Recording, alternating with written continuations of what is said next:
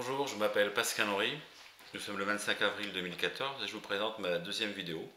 Donc la première date de déjà 3 semaines et je vais vous présenter les raisons pour lesquelles je croyais en la Torah d'Israël, un événement unique dans l'histoire de l'humanité où Dieu s'est révélé à tout un peuple et non à une personne seule, ce qui pour moi valide l'authenticité de ce message.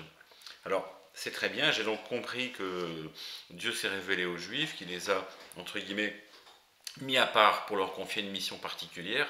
C'est ce que dit toute la Bible, en fait, toute l'histoire du peuple juif, c'est cette relation entre eux et Dieu par rapport à la mission qu'ils ont à remplir, plus ou moins bien suivant les époques. Et bon, maintenant, qu'est-ce que je fais avec ça? Moi, je ne suis pas juif, j'ai pas envie de le devenir. La Bible, voilà, je l'ai lue, je la referme et je dis, bah super, quoi, voilà, ils ont bien de la chance, au revoir. Donc, en fait, si on croit plus sérieusement à ce que dit la Bible, la Torah, Dieu se présente bien comme comment dire, le créateur et l'acteur de tout ce qui se passe dans le monde, et donc il s'est choisi un peuple pour le représenter sur terre. En donnant la Torah, c'est une réparation partielle de la faute originelle d'Adam, et cette mission qu'il donne aux Juifs, c'est un complément des commandements que toute l'humanité a eu depuis toujours, à savoir les 7 lois de Noé, qui ont été donc données, comme leur nom l'indique, à Noé, mais qui étaient en partie déjà données à Adam dès le départ.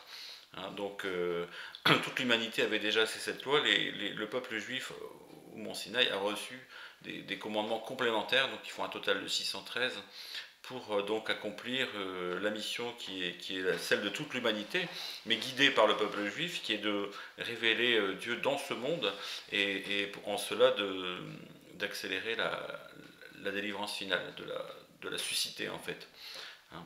Donc, qu'est-ce que moi j'ai à faire de ça? Et bien, si je crois donc ce que dit la Torah, ce qui est mon cas, et bien je dois écouter l'enseignement du peuple juif, de ces sages, qui, d'après la Torah, doivent enseigner aux nations. Hein, la Torah dit Or Hagoyim, la lumière des nations. Donc, c'est un peuple phare, un peuple exemple, un peuple de prêtres. Hein, et un prêtre tout seul, ça n'a aucun sens. Il faut qu'il puisse avoir un auditoire, des relais du message.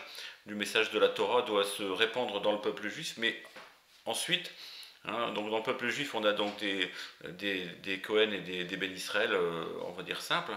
Ils ont chacun leur mission. Et le peuple juif est dans son ensemble un Cohen, donc un prêtre, et il doit enseigner aux nations. Alors c'est ce que font certains rabbins.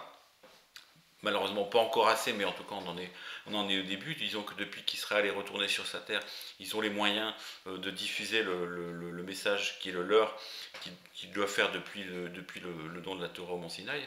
Donc ils enseignent aux nations. Moi j'ai été réceptif, on est certains à avoir été réceptifs, et c'est notre statut de Bnei Noir. On est associé au message d'Israël pour l'humanité, donc on est des relais parmi les nations de ce que dit la Torah, et on doit s'engager à respecter les 7 commandements dont je parlerai dans un autre cours, qui ne sont pas des commandements comment dire, sortis de mon intellect, mais qui sont, je reconnais que ces commandements ont été donnés donc à Moïse et au peuple juif au Mont Sinaï, à charge de les transmettre aux nations, et ainsi donc de tous ensemble, en étant associés, donc de participer à l'amélioration de l'humanité et à la révélation du Mashiach sur terre, qu'il vienne bientôt. Amen.